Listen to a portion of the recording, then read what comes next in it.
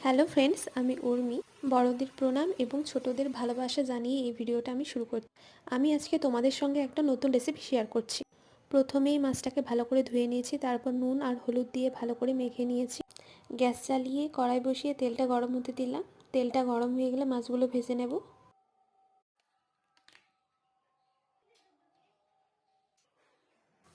মাছগুলো যতক্ষণ ভাজা হচ্ছে ততক্ষণ আমি সবজিগুলো ধুয়ে নেব।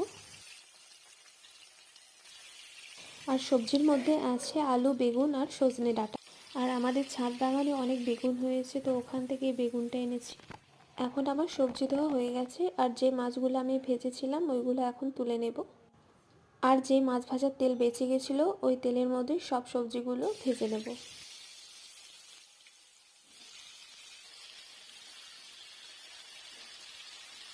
সবজিগুলো যাতে তাড়াতাড়ি ভাজা হয়ে যায় সেই জন্য দিয়ে দিলাম অল্প নুন।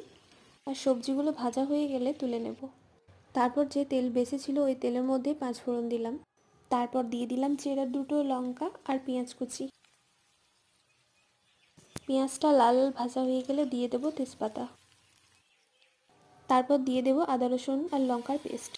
মিক্সচার মেশিনে মশলা বাটার থেকে শিলনোড়া বাটা মশলার তরকারিও একটা অন্যরকম স্বাদ আনে। তারপর দিয়ে দিলাম টমেটো কুচি। টমেটো দেওয়ার পর মশলাগুলো ভালো করে কষিয়ে নেব। তারপর 1 চামচ টক দই ফেটিয়ে রেখেছিলাম, তো ওটাই দিয়ে দিলাম। তারপর ভালো করে কষিয়ে নেব। তারপর দিয়ে দিলাম স্বাদ মতো নুন। তারপর দিয়ে দেব সানরাইজের হলুদ গুঁড়ো। তারপর দিয়ে দেব সানরাইজের লঙ্কা গুঁড়ো। তারপর দিয়ে দেব সানরাইজের জিরে গুঁড়ো।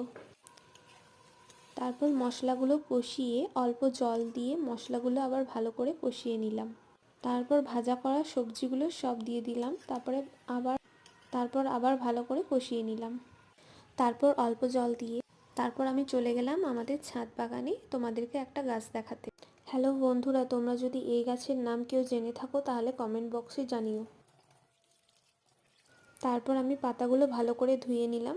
তারপরে তরকারির মধ্যে দিয়ে দিলাম। তারপর 2 বাটি জল দিলাম। তারপর ভেজে রাখা মাছগুলো তরকারির মধ্যে ছেড়ে দেব। তারপর দিয়ে দিলাম চিনি। আমি অনেক বিয়েবাড়িতেই দেখেছি যে চিনি দিলে নাকি তরকারির স্বাদটা একটু ভালো হয়। তারপর দিয়ে দিলাম গরম মশলা। আর এই ধনেপাতাটা আমার বাবা ছাদে চাষ করেছে, তো ওখান থেকেই এনেছি ধনেপাতা। তারপর দিয়ে দিলাম ধনেপাতা কুচি। তরকারি ঢাকা দিয়ে 5 মিনিট পর দেখলাম তরকারি আমার রেডি। ভিডিওটি ভালো লাগলে